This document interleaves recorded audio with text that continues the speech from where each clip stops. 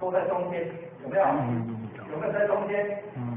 有五哦，五是代表道，叫黄体虚中，黄体虚中，所以这个边就是道，哦，这个地方就是五，这边就是五啊，这个是真，这边是真理，这边叫正命，这边叫做道路。我们说脚喝道修苦，不然喝汤，一汤总喝汤，对不对？不然讲高喽，我讲。他要变起标，每天的有，对吧？我们都已经求到了，我们就找到出路了。你腿就超多了，我腿就超多了，有啊，要你回天的路啊，听好啊？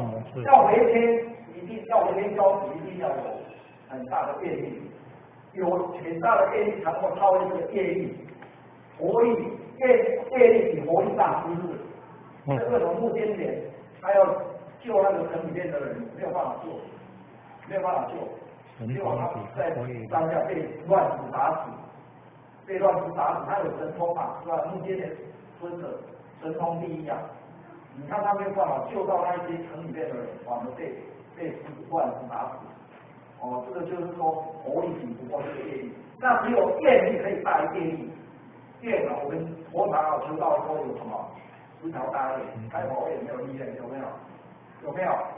有。好，那这些业力，就是大于佛力哦。这些业力大于佛力，我们就发愿，所以愿大力大，哦，愿大力大，我们就有这个时候哦，这个时候你花很大的愿力，才能突破重重的一个困难，要不然稍微困难哦，稍微一下你就被挡住了，单挑了，哦，你就被考倒了。所以哦，愿大力大，要记得哦。在修的很圆满，这样可以回天。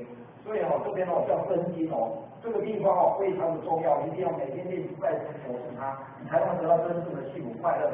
安条哦，真正的幸福快乐哦，是要一方面把这个佛心发出来，然后守住这一点，守住这一点哦是最好的修持。